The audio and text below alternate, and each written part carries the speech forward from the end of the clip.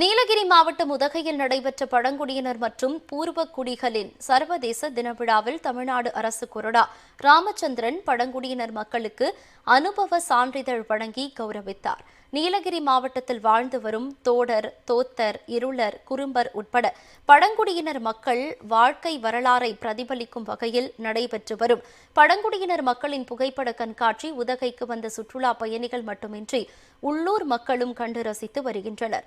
இந்த நிகழ்ச்சியில் திமுக மாவட்ட கழக பொறுப்பாளரும் KM ராஜு உட்பட ஏராளமான பொதுமக்கள் ஆர்வத்துடன் கலந்து கொண்டனர்.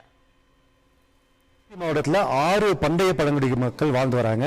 தோடர், கோத்தர், இருளர், குறும்பர், பனியர், காட்டுநாயக்கர் என்று இந்த பழங்குடி மக்களோட வாழ்வியல் முறைகளும் அவர்களோட பிறப்பு முதல் இறக்கு வரை இருக்க புகைப்படங்களை காட்சிப்படுத்தியிருக்கோம். அது மட்டும் இல்லாத பழங்குடி மக்கள் அவர்களோட பொருட்கள், அவர்கள் தயாரித்த பொருட்கள், அவங்களோட வாழ்வியல் முறை சார்ந்த பொருட்களையும் காட்சிப்படுத்தியிருக்கோம்.